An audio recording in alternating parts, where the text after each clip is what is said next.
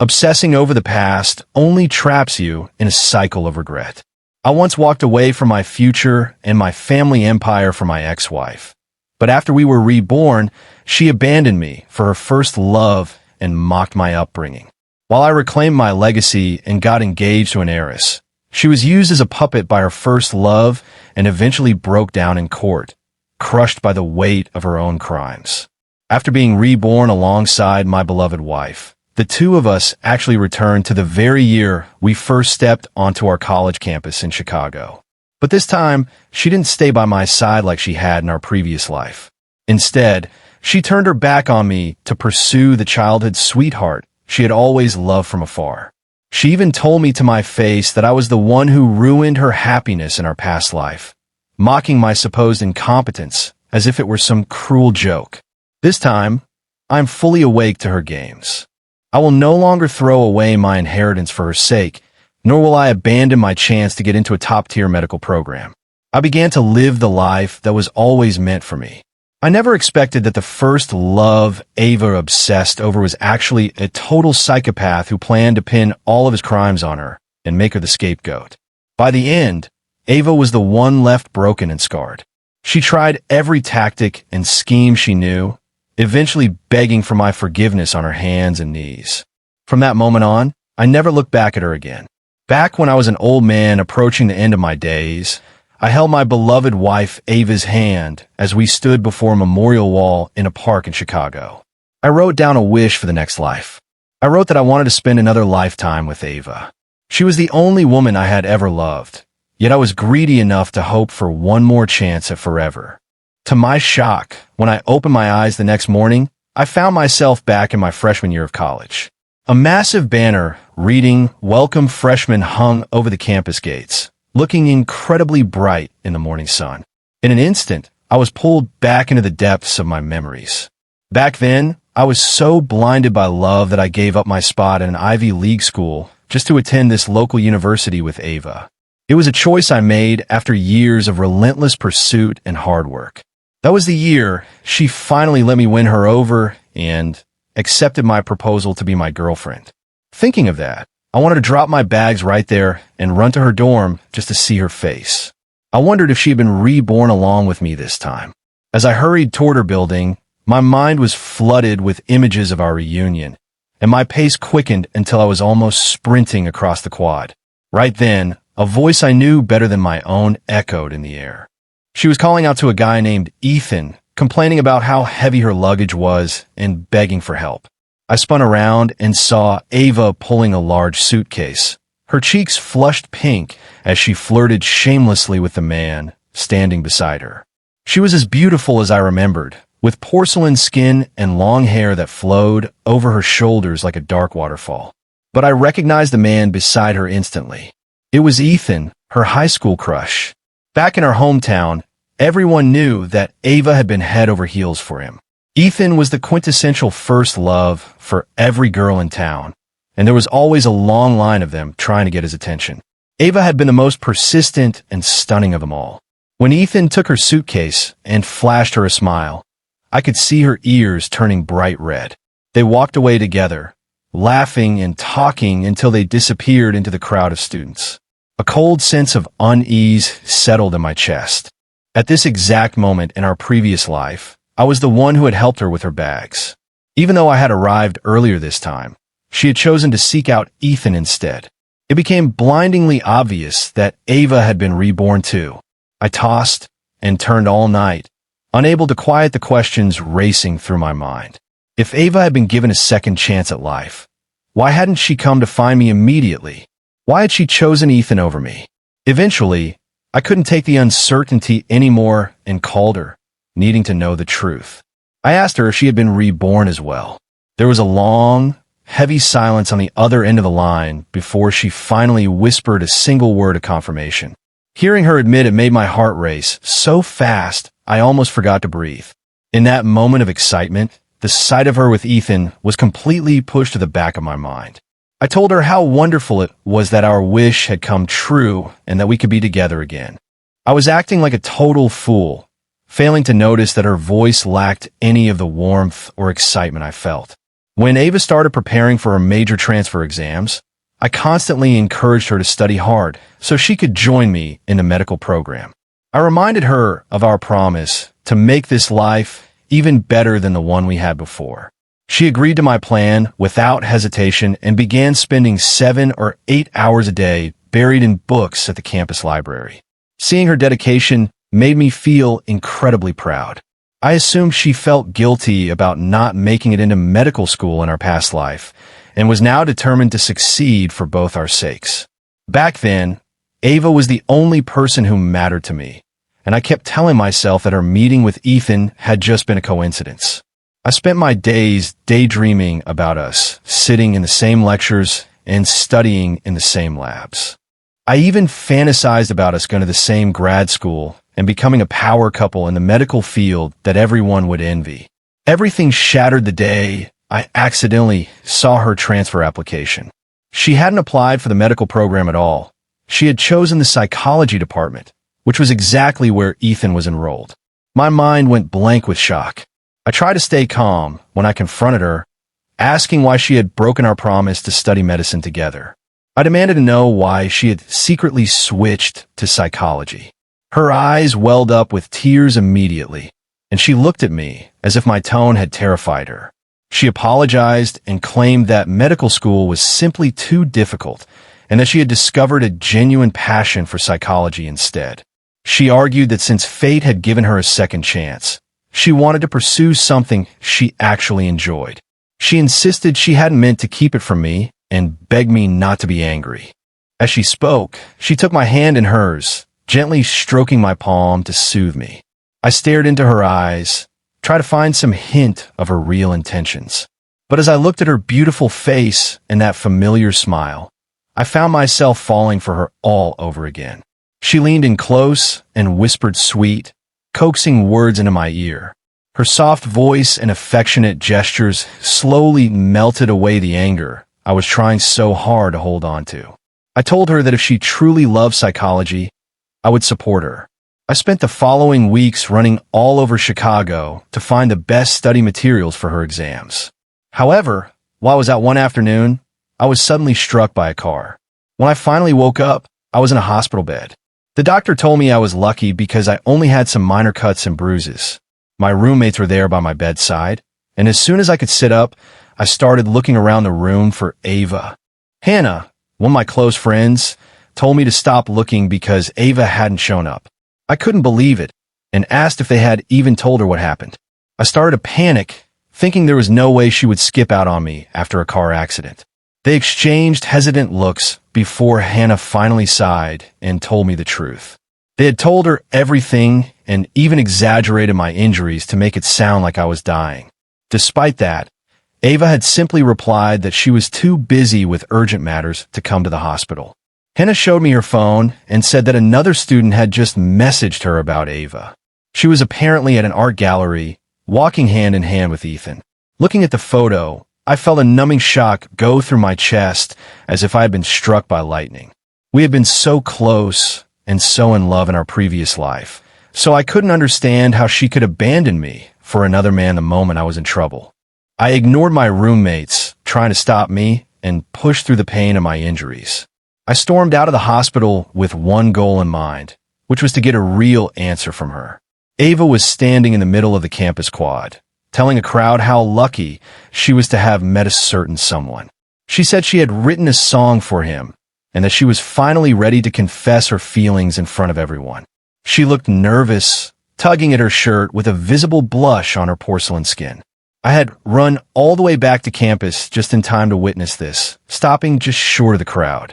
I held my breath and prayed that she wouldn't say those words. Then, she shouted into the microphone, telling Ethan she had loved him for a long time and asking him to be hers. Her confession echoed across the entire quad. Every eye turned toward Ethan as the crowd began to cheer and chant for him to say yes. My heart sank as my worst fears were confirmed. Hannah and the others hadn't been lying to me after all. Ethan was pushed forward by the cheering students until he was standing right in front of Ava. They looked like a perfect couple standing there together. Ethan told her that he liked her too, gently cupping her face in his hands while staring into her eyes with a tender look. Ava laughed with a radiance I had never seen when she was with me. The crowd went wild, screaming that they were finally together. They embraced right there in public while the cheers grew so loud they were nearly deafening. No one noticed me standing in the corner, feeling like a redundant ghost as my heart was torn to pieces. I stared at her face, which now seemed so familiar yet so alien. My voice shook as I finally managed to speak. Ava looked stunned for a second when she saw me. She asked why I was standing there, noting that Logan had told her I was practically dying after the accident. Her words hit me harder than any physical blow ever could. It was clear she would have preferred if I had actually died in that accident, so she could be with Ethan without any guilt. In this life, Ava was done pretending. She decided to be brutally honest with me. She told me that the only reason she had been reborn was because of the wish she had made at that memorial wall. She had wished for a second chance, just so she could be with Ethan. There wasn't a hint of guilt in her eyes as she spoke, as if she were just describing the weather. I told her that I had only wanted to be reborn for her sake, and that she was the only person I had left in the world.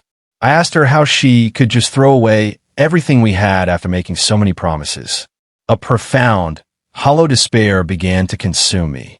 She let out a cold laugh and told me she had never been happy with me. She claimed that I had ruined her previous life and that this was her chance to start over. She begged me to stop standing in the way of her happiness. She said that being with me was a nightmare because I was poor and had no prospects. She told me I could never provide the life she wanted and asked me if I really thought I was good enough for her. She cried as she spoke, making it seem as if I were the one who had wronged her. In our past life, I was the one who had sacrificed everything for her. I gave up a prestigious education and my family inheritance just to be near her. I even quit a top-tier medical program to study her mediocre major, effectively sabotaging my own future for her sake. I had given her my entire world, but now she was using my sacrifices as ammunition to mock me. Everything I had done for her meant absolutely nothing to her now. Just then, Ethan walked over and stood by her side. Ethan told her it was getting late and offered to walk her back to her dorm. He draped his jacket over her shoulders in a protective gesture. The moment she looked at him, her entire face lit up with joy, and she eagerly agreed to go. Before she left, she turned back to deliver one last insult, saying it was no wonder my parents had abandoned me and that I deserved to be an orphan. It is true that the people closest to you always know exactly where to hit to cause the most pain. However, she had no idea that I wasn't an orphan at all. Far from being an orphan, my family owns several private hospitals, and my parents are well-known figures in the medical world. In our previous life, I had hidden the truth from her after a falling out with my father. I had told her I was alone in the world just to see if she would love me for who I was. Back then, she had acted so sympathetic, pretending to be heartbroken for me. I never imagined that beneath her gentle facade, she was actually gloating over my supposed misfortune. Now that I am living this life again, I can finally see the true nature of the woman I spent a lifetime with. In my past life, I had completely cut ties with my family because of Ava. My father was devastated by my rebellion, and the stress eventually made him terminally ill. I was so stubborn and blinded by love that I didn't even go to see him on his deathbed. The guilt I feel now is almost suffocating. Fortunately, in this timeline, I haven't officially broken ties with my parents yet. We are just in the middle of a tense Cold War. I refuse to let the same tragedy happen twice. I immediately called my father and apologized for my behavior. I told him I had realized my mistake and that I wouldn't throw my life away for a woman. I promised him I would focus on my medical studies and eventually take over the family business. I wanted to prove to Ava that I was far from the penniless orphan she thought I was. Soon after, I reconciled with my family and began learning the ropes of our medical group.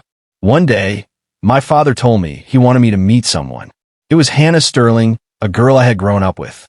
Our families had always been close, and our parents used to joke about us getting married one day. In my previous life, I had ignored her completely after cutting ties with my family. I later found out that Hannah was the one who stayed by my father's side during his final days. Thinking about her loyalty made me feel a sudden wave of shame. When I finally saw Hannah again, her eyes were red and she was shaking as if she were holding back a breakdown. She had always been a strong, independent woman, so seeing her like this was shocking. When my father tried to comfort her by patting her shoulder, she flinched away as if she were terrified of being touched. She suddenly collapsed to the floor, covering her ears and begging not to be taken back to Ethan. The mention of his name made me freeze. I searched my memories of the past life and remembered hearing a rumor that Hannah had ended up marrying Ethan after I had abandoned my family for Ava. Seeing her in such a state of terror made me realize something was very wrong. If this was the same timeline, she shouldn't even know who Ethan was yet. I pulled her aside and tried to calm her down, asking her what Ethan had done to her. She whispered that Ethan was a monster who had beaten her and kept her locked away. She described how he had once nearly strangled her to death. At that moment, I knew for certain that Ava and I weren't the only ones who had been reborn. I told Hannah that she was safe and that she had a second chance now. She looked up at me with wide, shocked eyes and asked if I was reborn too. I nodded and gave her a brief explanation of what I had gone through and what Ava was really like. Hannah was trembling with rage by the time I finished my story, saying that a woman like Ava deserved to be with a monster like Ethan.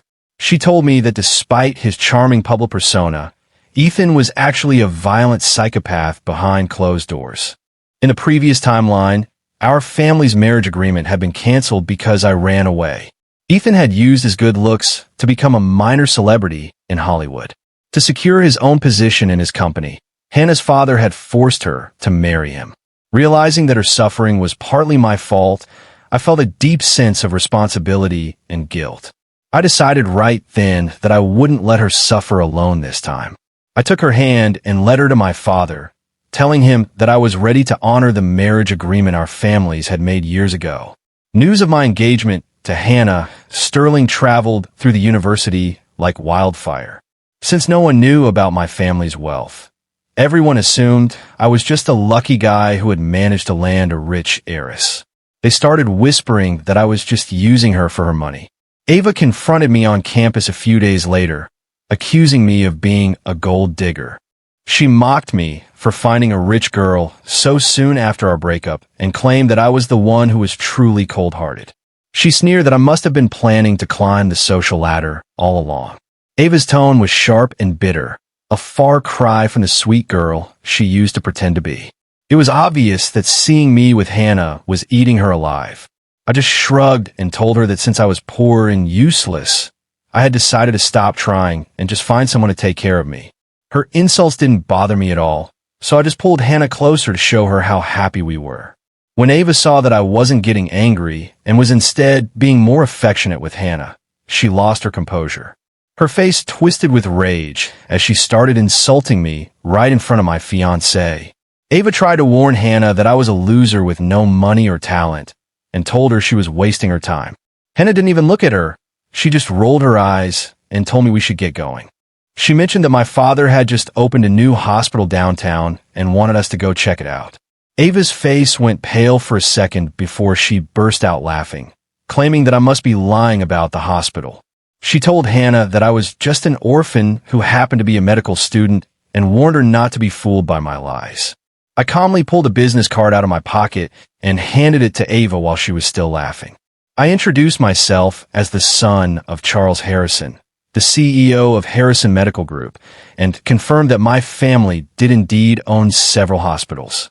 I even pointed out that the clinic she visited was likely one of ours before introducing Hannah as the heiress to the Sterling Group. Ava's laughter died instantly, and she looked like she had been slapped across the face in front of everyone. That evening, Hannah told me that she had seen Ethan staring at her with an intensity that made her skin crawl. She was convinced that he had been reborn as well. We talked it over and realized that Ethan's interest in Ava couldn't be a coincidence. If Ava had been able to get Ethan that easily in our previous life, she never would have ended up with me in the first place. I was curious to see her reaction when she finally realized that the man of her dreams was actually a monster in disguise. The semester flew by, and on the first day of the new term, I was surprised to run into Ava at the medical school building. She looked like she wanted to talk, but I ignored her and walked straight past. To my surprise, she followed me right into my classroom and had the nerve to sit in the seat next to mine. I asked her what she was doing there and told her to go back to the psychology department. I had no idea what kind of game she was playing this time. She snapped back that she had transferred into the medical school and that she was now a student in my program. Ava looked incredibly smug about the whole thing, as if it were a major achievement. I realized she must have pulled some strings to change her major a second time, which was usually against the university's rules. I was shocked that the medical school would admit her given her poor academic record. I wondered why she had abandoned her plan to study psychology with Ethan, but I didn't care enough to ask. I just grabbed my bag and moved to a different seat to make it clear that I wanted nothing to do with her. Ava wouldn't leave me alone after class was over. She begged me to stop being angry and pointed out how hard she had worked to get into the medical program. She admitted she had messed up, but reminded me of how long we had been together in our previous life. She asked if I could really just abandon her after everything I had done for her in the past. When she tried to grab my hand, I pulled back and told her to stay away from me. I looked across the hallway and saw Hannah waiting for me by the exit. I ignored Ava's pleas and walked straight over to Hannah. Hannah looked very troubled and told me that Ethan had just approached her, asking to get back together. Hannah and I both knew that Ethan was up to something, so we ignored both of them completely. Ava continued to harass me daily, but I rejected her every single time. Then, she suddenly disappeared and missed several days of classes. I didn't think much of her absence since my life no longer revolved around her. That changed when I went to my family's hospital in Chicago to handle some paperwork. As I was walking past the OB/GYN wing, I caught a glimpse of someone familiar. Ava was sitting alone on a bench in the hallway, looking completely devastated. When she saw me, her eyes filled with tears, and she reached out as if she wanted me to hold her. I moved out of the way before she could touch me. Ava looked deeply hurt by my rejection. I snatched the medical report from her hand and saw that she was pregnant. When I asked if it was Ethan's, she just bit her lip and gave me a small nod. I handed the paper back to her and coldly wished her a happy life. My lack of emotion seemed to shock her, and her face crumbled as she told me she regretted everything. She jumped up and blocked my path, claiming that Ethan was a lunatic who was only using her. She told me that years ago, my father had lost Ethan's sister on the operating table. Ethan had been planning his revenge ever since, and he had stolen Ava away just to hurt me. She said that now that he realized I didn't care about her anymore, he had started torturing her to drive her insane. She pulled up her sleeves to reveal horrific scars all over her arms. It all made sense now. Ethan's attempts to get back with Hannah were just another part of his plan to get to me. I stopped for a moment and asked her what she expected me to do. She begged me to take her away, claiming that my family had enough power to protect her from Ethan. She even suggested that she would give the baby my last name, knowing that not having children had been my biggest regret in our past life. For a split second, I actually thought she was sincere about wanting to make things right. Then I realized she was just trying to use me as a safety net and the baby as a pawn. She still saw me as the same gullible fool from our previous life. I looked at her and told her she was insane before pushing her aside. I let her fall to the floor and walked away without looking back. I didn't even have the urge to help her up. She screamed after me, asking how I could treat her like that after she had apologized and if I wasn't afraid of losing her forever. She kept screaming as I walked away, but I didn't turn around. She kept insisting she had just made a temporary mistake and asked if I really had no feelings left for her. Even after graduation, Ava kept trying to get back with me, and this was officially her 83rd attempt. I finally sent her an invitation to my wedding with Hannah, telling her she didn't even need to bring a gift. She didn't respond for a long time, and I assumed she had finally gotten the message.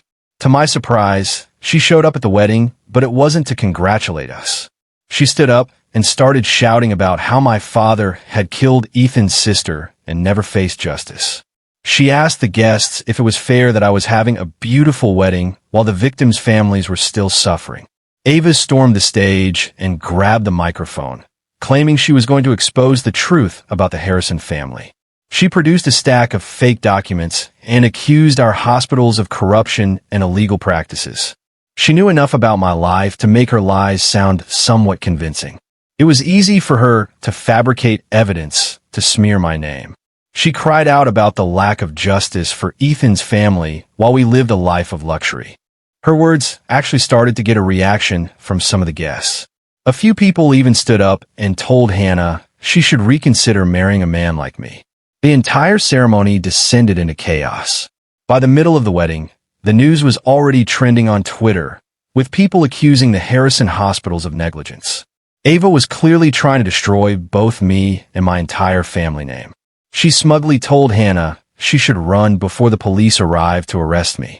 She looked around at the chaotic crowd with a triumphant smile, hurling insults at Hannah the entire time. Hannah ignored her completely and picked up the microphone. She announced to everyone that she was marrying me of her own free will and that the Sterling Group would support the Harrisons no matter what happened. She ignored the traditional ceremony and put her own ring on her finger. The room went dead silent as everyone was taken aback by her strength. She then took my ring and placed it on my finger, giving Ava a look that said she had already won. Ava looked like she was about to explode, and the rest of the guests quickly sat back down in silence. Although the scandal caused some damage to my family's reputation, the Sterling Group support helped us weather the storm. Unfortunately, the stress caused my father's health to decline rapidly. My father had always felt guilty about the death of Ethan's sister, even though it wasn't his fault. The truth was that the girl had ignored all medical advice and failed to follow her treatment plan.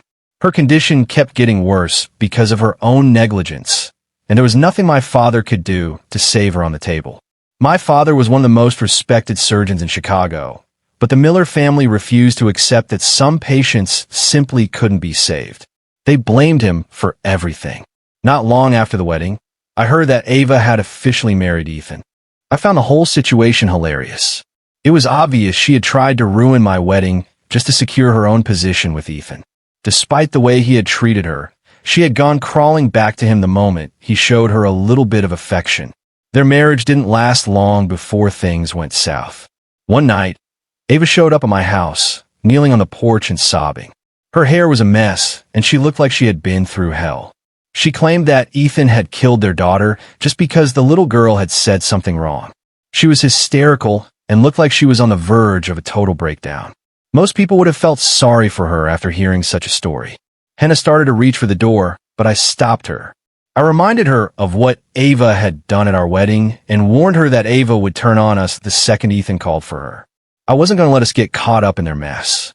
Hannah thought about it for a second and then stepped away from the door. Ava kept screaming outside, begging for forgiveness and claiming she had only tried to ruin the wedding because Ethan had lied to her about my relationship with Hannah. She begged me to stop ignoring her and blamed her actions on being impulsive.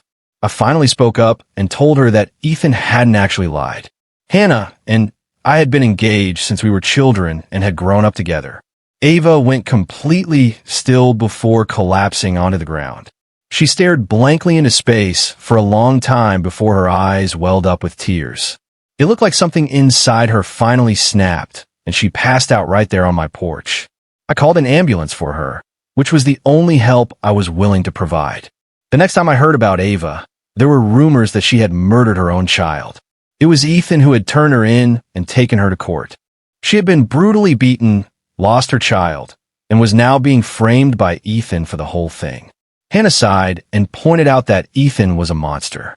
She knew that without any money or connections, Ava stood no chance in court against him. Hannah and I attended the trial and sat in the back of the courtroom. Ava looked pale and broken as she stood in the defendant's box. The judge's voice boomed through the room, while Ethan's lawyer systematically tore her apart with every word. Ava didn't have the money for a good lawyer because Ethan had forced her to quit her job and stay at home. She had chosen to be a housewife and let him control her finances, and now she was paying the price for that decision. It was a tragedy of her own making. The forensic report confirmed that the child had been strangled to death. Ethan stood up and put on a show of intense grief as he described the horrific details to the judge. He cried about how he never expected his wife to be such a monster and spoke about how happy he had been when his daughter was born. He wept over the loss of his 4-year-old girl, claiming his heart was shattered. His performance was incredibly convincing, and he played the part of the grieving father perfectly. It was easy to see how he had once been an actor, as he seemed to have the entire courtroom convinced of his innocence. Hannah was clenching her fists so hard her knuckles were white. Having survived his abuse in her previous life, seeing him play the victim now was almost more than she could stand. Ethan's legal team presented a series of fabricated evidence that seemed to lock the case against her. Ava screamed in the middle of the court, asking how she could possibly kill her own child. The horror of losing her daughter and being framed for it was too much for her to bear. She had a complete breakdown in the courtroom, her makeup streaming down her face as she descended into hysteria. She looked up with a tear-streaked face and noticed me sitting in the audience. She froze, and her expression became a painful mix of grief and regret, as if she had so much to say but couldn't find the strength to speak. I felt a strange mix of pity and cold indifference. I didn't know how to help her, so I just looked away. It was clear that Ethan was going to win. The entire trial had been rigged in his favor from the start. Even with Ethan's influence, the case against her was still weak due to a lack of real evidence. The first hearing ended without a verdict, but I knew that Ava wouldn't be able to hold out much longer once the second trial began. As I stood up to leave, I heard her call my name. I turned around and saw her standing there with tears streaming down her face and her shoulders shaking. I never imagined our lives would turn out this way. I had a successful career in medicine while she was facing a life in prison. I told her simply that I couldn't help her, making it clear that I wanted nothing to do with her life anymore. She was the one who had walked away from me in the first place. She whispered that she wasn't asking for help, but that she just wanted to see me one last time before she was sent to prison. She admitted that she had been dreaming about our previous life. She confessed that she hadn't actually loved me back then, and that her affection had all been an act. However, she said that now I was the only person she could think about. She remembered how I had always supported and protected her in our past life, no matter what she did. She asked me if I would have forgiven her if Hannah hadn't been in the picture. The question felt like a physical blow. I told her no, and that I would choose Hannah even if we had 1,000 more lives. Ava was silenced by my response. She wiped her eyes and took a shaky breath, finally realizing that I was truly gone. She sat in silence for a long time before finally saying she understood. I thought that would be the end of their drama, but Ava surprised everyone by going public with all of Ethan's crimes. She decided she had nothing left to lose and told the world the truth about him. The public turned on him immediately, and Ethan became one of the most hated men on the internet. Without the Sterling family support, he was nothing. He had only been famous in our previous life because of their money and connections. This time, the Sterlings made it clear they wanted nothing to do with him, and no other company would touch him. Hannah took things a step further and used the evidence she had against him to confront him at his office, bringing me along for the ride. We forced him to admit publicly that my father hadn't killed his sister. With the combined power of the Harrison and Sterling families, we were able to dismantle him in a matter of days. Ethan just laughed and asked if I really thought a few public statements would be enough to stop him. He claimed that his entire life had been dedicated to one goal, which was to kill me and avenge his sister's death. He said that nothing else mattered to him anymore. Right as he finished speaking, the fire alarm started blaring. Hannah and I realized that Ethan was planning to take us down with him by setting the building on fire. I tried to open the office door, but it was locked from the outside. Ethan told me not to bother and that I was going to burn to death as an apology to his sister. Ethan looked completely insane as he stared at us. I screamed back at him just as the door was kicked open from the hallway. Ava was standing there with a set of keys in her hand. She told us to follow her and led us toward the exit. We could see firefighters in the distance, directing people to safety. I grabbed Hannah and ran for the stairs without looking back. Ethan tried to follow us, but Ava jumped on him and tried to hold him back with all her strength. She screamed at him that she would be the one to die with him in the fire. He was much stronger than her and easily threw her off, but it was clear that Ava had a backup plan. She pulled a knife from her waistband and backed him into a corner, holding the blade to his throat. She told him he had a choice between her knife or the fire. Once we were safe downstairs, I told the firefighters that Ava was still inside. She was still fighting Ethan, but she looked out the window and caught my eye for a brief moment. I saw a look of deep regret and sadness in her eyes. She suddenly threw the keys out the window and kicked the door shut, locking herself and Ethan inside. Without the keys, the firefighters couldn't get in, and the fire became too intense for them to continue the rescue. Ethan had already passed out from the smoke. When I woke up again, I was an old man in my 80s. This time, however, it was Hannah who was sitting by my bedside. I asked her what had happened to Ethan and Ava as soon as I woke up. She looked confused and reminded me that they had both died decades ago. I stopped asking and just looked out the window. As time went on, my memories of that other life began to fade. Within a few days, I couldn't even remember what Ava looked like or what her name was. She had been given a second chance and chose her first love again. He had been given a second chance and chose to never look back. In the end, she gave him his life and chose to die in the flames herself. He had won, not through revenge, but through the realization that some people are worth a lifetime of love while others aren't worth a second thought. Eventually, all those memories faded away. He couldn't even recall her name anymore.